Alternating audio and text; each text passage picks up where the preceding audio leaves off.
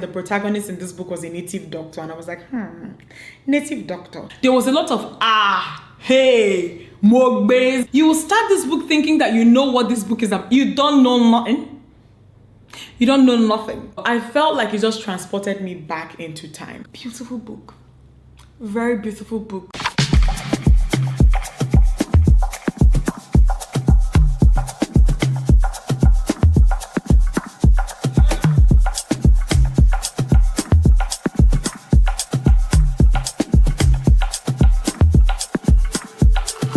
Hey guys, welcome back to my channel. Welcome back. Today we're going to be talking about books. I'm smiling and so excited, and you guys can see that. But guys, welcome back. We're talking about books today. We are going to be focusing on African literature because it's a genre that I really love. I have different things here, mostly fiction. I have some poetry.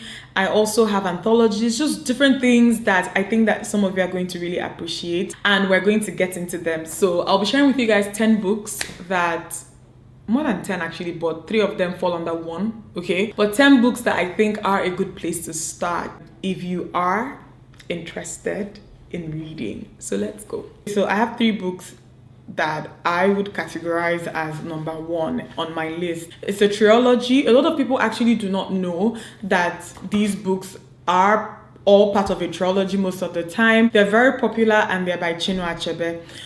I think that I read now, or that I read African literature as much as I do now, was because I read Things Fall Apart, I think at a point in my 3rd year in uni. Like, I saw literature students talking about it all the time. We were even like supposed to read it at a point in secondary school. But I, as an adult, at a point, because my father at a point had a signed copy of the book, and I was like, ooh, this copy looks so fancy and nice, and Chinua signed it. I was like, let me give it a try. And I remember like I read it, and then I couldn't stop. I've not been able to stop. That's not the first time that I actually started and finished a book by an African author, but that book is what drives my current interest in African literature. Things Fall Apart, Arrow of God, and No Longer at Ease.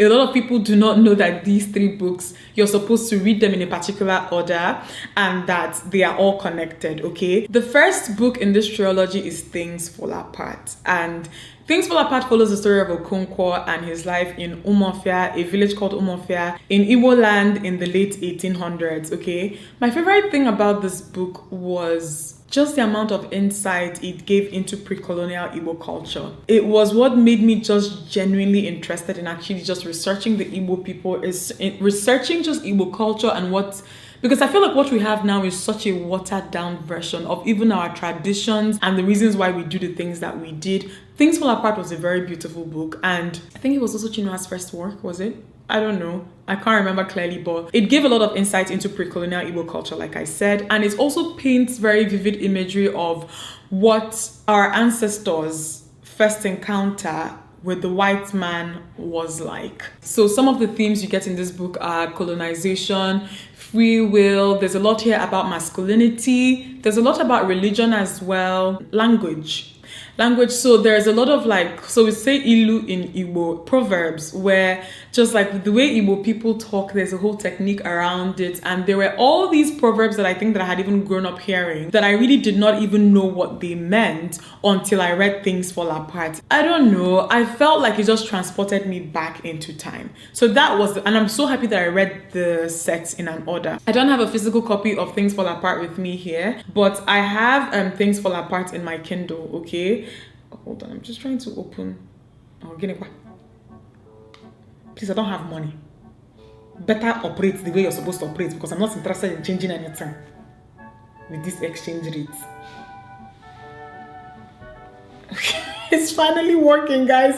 I was so scared at a point that like the thing will stop scrolling. I'm trying to scroll up to where I have Things Fall Apart. Please bear with me. So this is the cover of Things Fall Apart that I have. Like, my Kindle is not color. These are actually the best type of Kindles for your eye because there's no color. It's not projecting light the way that an iPad, no, your eyes actually, not eye, but it's not projecting color. It just looks like you're holding a regular paperback up. I like this one though because when it gets dark, there's a little bit of light that comes through underneath. But yeah, this is my Kindle. I don't even know what this one is called again. Kindle what? Because I know that some of you are going to ask. But I think that this is Kindle Oasis. I don't know. I'm going to have the name because I got this back in 2019 or so. I'm going to have the name and a link to this in the description box. But this is the first book, Things Fall Apart, and I really, really loved it. I loved the Okonkwo's story. I just loved the way everything played out and all that internal dialogue, all the conflict, all the superstition, and a lot of things that just followed. It was a very beautiful book in my opinion. And then the second book in this, my number one, is Arrow of God. Okay, this is the second book in the trilogy, but this is my favorite book in this trilogy. People talk about Things Fall Apart so much, but Arrow of God does not get the recognition that it deserves. This book to me is quite simply beautiful, and I have talked about this even on Twitter. I've talked about it. This is the cover that I have. The publisher for this one is Penguin, Penguin Classics, and this is my favorite book in this trilogy, okay? I remember just reading it because when there's a trilogy, I want to read it in the correct sequence, correct order or whatever. And I remember when I read the synopsis and I realized that the main character, the protagonist in this book, was a native doctor, and I was like, native doctor, let's see how that goes. It follows the story of Ezolo, I think his name is a native doctor for the village or the community called Umeh. He was the head native doctor at the time, and you know, just a lot of bad decisions based on pride. It also just gives real accounts, right, of what or how things started to change after the white man came in and tried to started settling in. Okay, so Things Fall Apart around the time that it was based in was like around the period where a lot of like Igbo communities had their very first like kind of early encounters with the first set of missionaries or the first set of like white men that they sent into that particular region. With Arrow of God, the colonialists, what are they called? Colonists. White people, they've come and they had established a presence at the time. So this book now begins to kind of unpack the tussle for power, like just how things begin to change. There's a lot of conflict, you know. The reason why I love this book so much is that this is one of those books that just made it so clear to me that a lot of things in life are not black and white. The protagonist was a native doctor, and I think I kind of had a clear or fair understanding of what Igbo traditional religion involved. So I thought that I wasn't going to learn anything new, but I learned so much, not only about some practices, but of Igbo culture as a whole at the time. It's just a very beautiful book. It was so well written, this book. I love it so much. It just painted a very clear picture of how a lot about life, a lot about what we know, a lot about even people that we think we know, they're all gray. Not a lot of things are black and white. Central themes in this book, I would say conflict, in traditions, in ideology. Colonization is also a very strong theme here because there's a lot of like, you know, back and forth just around matters in that area. But I loved it. It's a beautiful book. It's my favorite in the trilogy. It's one that I would highly recommend that anyone read. Some of my favorite chinua achebe quotes. Sometimes I go on Goodreads sometimes, and if you just want to read quotes from a particular book, you're not looking at summaries or looking at reviews. There are sections in Goodreads that just shares, like, you're able to read quotes, popular quotes from a particular book. One of my favorite books to go and read quotes on, again, is Arrow of God. It's a very beautiful book. I would highly recommend. However, I would also highly recommend that you read Things Fall Apart before you read it. The third book in my number one is No Longer at Ease, and it's the third book in the trilogy as well. And it follows the story of Obi Okonkwo, I believe. And Obi Okonkwo basically is Okonkwo's grandson, right? And it's so crazy because he is the son, the protagonist in this book is the son of one of the children that Okonkwo was so critical about. You know, Okonkwo had a daughter that he would say sometimes that he wished that one of his sons was like one of that daughter, you know. This is I don't want to spoil it for you. But that son, who I think towards the end, I also don't want to spoil it, but there's a son that Okonkwo was very critical about. You would read it from the way he would even think of the boy. He was the father of the protagonist in this book. And this book was just kind of based around the 1950s, but this was pre the Biafran War largely. But then again, a lot of the things also kind of unpack Nigeria from like the 1920s, 1910s, breaks a lot of things down. At a point, the main character lived in Lagos, and it was just very interesting how like parts of Lagos that we know now, Ikoyi and the likes, like how they were described in this book, how they looked then. I loved it too. So the Things Fall Apart trilogy is my number one. And if you're trying to get into African literature, you're particularly interested in Nigerian literature, I would highly recommend that you read it. If you're also interested in all of this, especially maybe from an Igbo perspective, highly recommend, okay? The second book that I have here is Joys of Motherhood by Buchie Mecheta. I'm looking at my Kindle now because I do not have a physical copy of Joys of Motherhood, okay? I don't have a physical copy, and I read Joys of Motherhood when I was in SS2. So this was what y'all thought as a big babe that I am now. Joys of Motherhood, SS2 was what? Chidinma think 2005. So I think 2004, 2005, yeah, some of you are shocked. Ha! I'm not a small girl anymore. But yeah, I read Joys of Motherhood 2004, 2005, and I still remember so many things about that book clearly.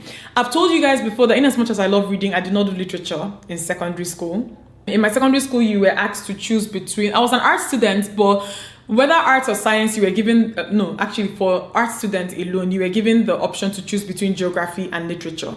And you would think, because I was a proper art student, it would probably be literature for me. Nah. I loved books so much at that point that it was just a source of pleasure to me. And I never wanted to go and sit down and start dissecting anything. Like, I didn't want you to ask me to what is the plot, what is the summary, what is the... I did not want that. I wanted it to feel like I just would have a good time and go. So I actually did geography, which I actually did like. But then in my SS2, literature students were reading Joys of Motherhood. And I had this neighbor in class, Uloma, who was reading this book at the time. And she was like... She was reading it, so like, I was like, oh, is this book good? She was like, yes, you need to read it. And both of us would read romance together, okay? But then, as a romance reader, she was like, yeah, I know that Dimma, this is not romance, Shao, but I think it's a very good book, you should read it. So I read Joys of Motherhood, and I read that book in 3 days. And prior to that, the reason I'm also mentioning this is because, like I told you guys, I started reading via the route of romance. So anything that did not give me a happy dopey feeling, I did not want to read it. Do you understand? But this book was my first experiment with reading something that did not necessarily have a happy ending, right? And actually enjoying it. So I knew after reading Joys of Motherhood that it was something that was possible for me. So this is the cover of Joys of Motherhood that I have. This is not the way the one that I read in SS2 looked. I don't even know who the publishers for that one were, but it didn't look like this at all. And the story basically follows, the protagonist is a woman called Nego, I think. And I loved it so much because it's one of those books that also kind of painted a very, very vivid picture of what early Nigeria was like. So 1920s, 1930s, 1940s, and 50s. This book spans across decades, right? Starts out with the woman in the village, and then she kind of moves to Lagos. So early Lagos was also like shown clearly in this book. There were mentions of things like Kata Bridge, things that are still popular landmarks for us here. But then the story in itself was a bit heart-wrenching. The name of the book, I also don't want to spoil it, but it kind of emphasizes like that sometimes like motherhood is also just like largely not even filled with joys, you know? I remember this character so well. I remember how I remembered so many things like while I was reading the book, or how I imagined so many things while I was reading the book. It was a very beautiful book. This book like has like themes of like gender oppression, gender inequality. Buchie Mecheta is a feminist, and it is very, very clear in her writing if you've read her work. So she very, very clearly kind of in so many ways paints out even then the unfairness in the dynamics you would get. It's one of these things like a culture that you're so proud of and traditions that hold so much appeal to you, but then again you're also seeing in real time as someone who belongs to a specific gender how so many aspects of it does not favor you. It's a beautiful book. So read Joys of Motherhood. I think, you know, a lot of the books that I think that we read in secondary school or you see literature students reading, we kind of underrate them and we're like, oh, they are kind of work. There are reasons why these books are actually even included in the WAEC syllabus and all of that. They are amazing books, okay? So Joys of Motherhood by Buchie Mecheta, I would highly recommend. That's number 2 on my list. One thing again, sorry, before I move on, that I really liked about Joys of Motherhood was how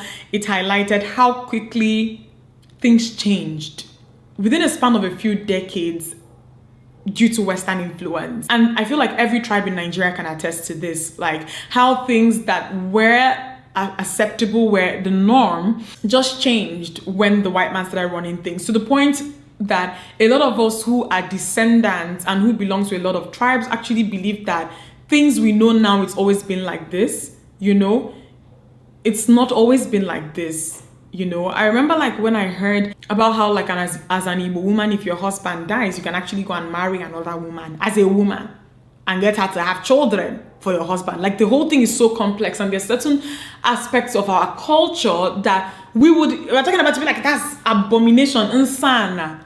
But Igbo traditions without some of the Western influence, a lot of things we know we're not, it just has never always been like this, or whatever, you know. That's me, just little fun facts. The third book that I have here is Half of a Yellow Sun. I love this book so much that it's one of those things that if I want to start talking about it, this is the cover that I have for Half of a Yellow Sun. Depending on the publisher, the cover is different.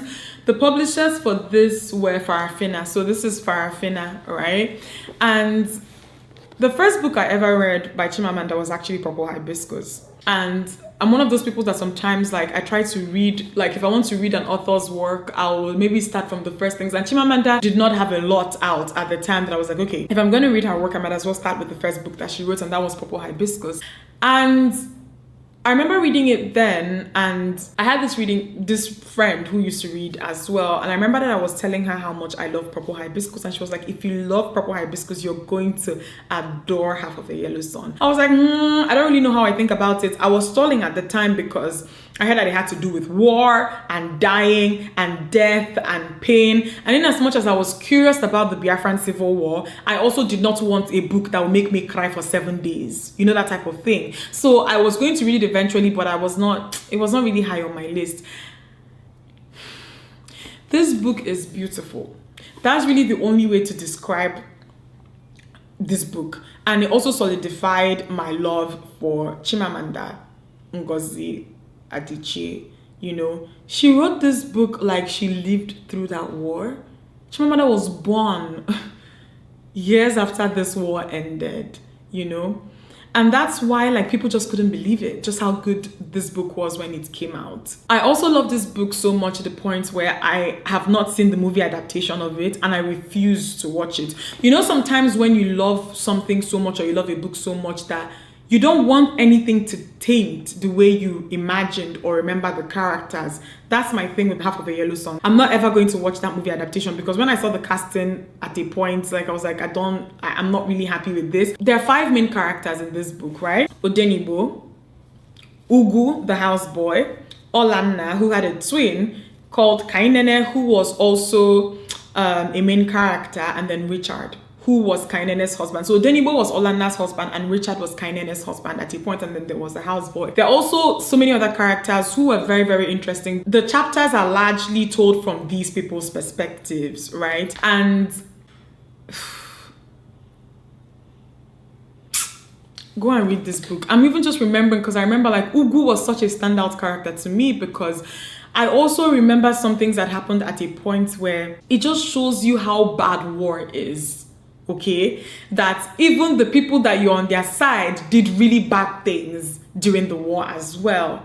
Do you get? Read Half of a Yellow Sun. In as much as I'm saying that it's about a war, it's also a very beautiful story. This was also the first time, because all the other names I've just mentioned that the 5 characters had, I'd heard all those names. As an Igbo girl who grew up in the Southeast, I had heard Olanna before, I've heard the name Odenibo before, I'd heard Ugu before, I had never heard the name Kainene before. Kainene was not a common Igbo name, and I remember the first time I read it, I was like, what's that, Kainene? And this is also where I think my fascination with Igbo names started, where most of the time I'll see names, I'm like, oh, what does that mean? And Kainene is let us look and let us see. That's kind of what it means. And the difference too, like, so one twin was called Olanna for very specific reasons the book explains, and then one was named Kainene for very specific reasons the book explained. But Kainene was such an interesting name for me, and I don't know, like, please, I love this book. I would highly recommend it if you're interested in Nigerian literature, West African literature. If you see people on social media, sometimes like me, shouting like rabid dogs about Chimamanda Adichie, this is one of the reasons why. So read Half of a Yellow Sun if you can. The third book that I have here is The Secret Lives of Baba Shegi's Wives. It looks like this. I'm hoping that the camera is doing it justice. But this is one of those books that I remember buying because of just how pretty the cover was. There was a lot of, like, This book, I think, I don't know when it was published, but I remember 2012, 2013, around my NYSC year, a lot of people were talking about it, and I bought it because I thought the cover was very, very beautiful. The publisher for this particular cover that I have is Serpent's Tail, and I bought this book and I didn't read it until maybe 3 years after I bought it. And then the day that I opened this book, I read it in one sitting. I have never, all these books that I'm going to show you guys here and the ones I have here, I've never read a book in a day. I read The Secret Lives of Baba Shegi's Wives in one day, 6 hours, okay? And the print is small. It's not like it's like this and then it's big. The font is big, no. This book grabbed me. You know how you put your head in a window and somebody just drags you in, okay? That's what happened with this book. Beautiful book. Very beautiful book. It's also one of those books that if I start saying a lot of things, I might spoil the book for you. But I think that one of the main characters in this book, the name of the character was Bolanle. The book is just beautiful, honestly. Like I started reading, I got sucked in. I read it in 6 hours. I read it on a flight from Lagos to London. I'll never forget. And I remember I was sitting on that flight with my sister Norma. And I refused to talk to her. I was like, get away, who are you? Why am I talking to her? I'm wasting precious time. And she was even trying to make conversation. I was like, I am reading something, okay? But I boarded that flight. I had not started this book. When I came down from the flight, I had finished this book. And Norma was like, wow, this book must be really good. I said, you cannot understand what I'm reading here. There was a lot of, hey, Mogbes, you keep going, that, okay, with this book. Beautiful. And the way the story is also, it wasn't, you know, sometimes some books are so, is it verbose? I don't know what the word is, but they're using so many big English and it's like you're fighting the words. You're trying to navigate the words to actually get to the essence of the story. This was told in a way that was very simple and nice, the way this book goes. Some of the central themes in this book are like mental health, which is very, very interesting, polygamy, rivalry, sexuality as well. All of this is explored here. So I would highly recommend that you look at it. There's a reason why there is a whole there was a drama. I think that there was a time it was like, this has been dramatized on stage. I don't think that there's a movie, but I remember there was a time that there was a play around this and it was showing at one of these centers where plays are shown in Lagos. It's a really good book. Really, really good book. I would highly recommend. So this is number 4 on my list. The next book that I have here is I Do Not Come to You by Chance by Adobe Trisha Mubani. I am excited just talking about this because one, there's a movie adaptation of this coming out very soon. I heard that it even showed, or it's just shown recently at the Toronto something. I don't know what it is, but this is also one of those books that I read this book in 2014, I believe. And just holding it again, I remember like just where I was, how I was. I remember that time period so clearly because of this book.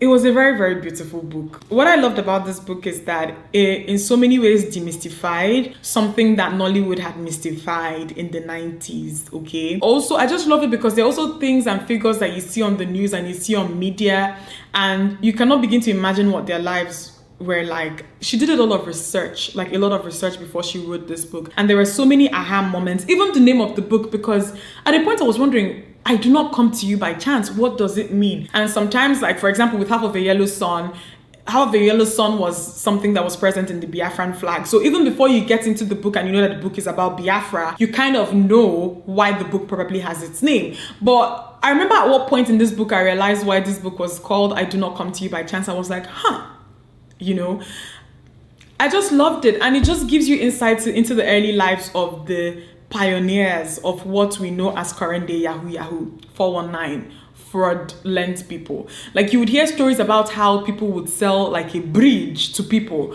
or how people were selling crazy things to people without even showing them pictures, without even meeting them, without the internet. And I was like, how was this possible? And this book explains so many things, but not just in a way that it explains the thing in a clinical manner. There's a whole funny story here. And this book is so funny because there are parts of it where I laughed out loud, okay? It's a very beautiful book. I cannot wait to see the movie adaptation, okay? I Do Not Come to You by Chance by Adobe Trisha Mubani. The 6th book that I have here is Stay With Me by Ayobami Adebayo. It looks like this. I have never reviewed a book on Instagram before until this book. I kept on going, Hey, Jesus. God, please forgive me. But listen, this book left me in shock. You will start this book thinking that you know what this book is about. You don't know nothing. You don't know nothing. Okay, and it's one of those books I have to be very, very careful what I say, because I really don't even want to spoil it by one kobo. The book kind of starts out in the 1980s, Nigeria, southwestern Nigeria. That's where this book starts. And please read, stay with me. Stay with me. I learned so much from this book, okay? Read it. And a lot of people have been talking about it. I just didn't expect my mind to be blown by this book. It was so good. I don't want to talk too much, okay? I don't even want to say anything too much so that you people experience this book fully. But then again, one thing I really loved about it is that it gave me really, really good insight into Yoruba culture. And for the first time, it made me realize that Yoruba people had their own name or version for what Igbo people called Obanje, and for them is Abiku. And I didn't know, because I thought that Obanje was so unique to Igbo culture. And this book just kind of opened my mind, and I realized that a lot of tribes in Western Africa actually have their own name for Obanje-like or Abiku-like children. So read, stay with me. It will open your eyes. The 7th book that I have here is actually my most recent read from this year. Not my most recent read, because I've read a few other books since this, but I read this book this year, and it is by Abidare, and it is The Girl with the Louding Voice. I've had this book for a while before I actually read it, and Abidare, I got really interested in her work after I read another book last year, I think, called... It was an anthology, and it was of this our country. So that book had a collection of short stories from different prominent Nigerian authors, okay? Different prominent Nigerian authors. And Abidare was one of, and I remember I really liked her story. So there were so many authors that I had not read their work yet from that book. And anthologies are always a very good way to discover like new authors. And that's why it's one of the reasons why I love anthologies. But Abidare's story I really liked, and I was like, I put it down that I'm going to go and actually look for this woman's work.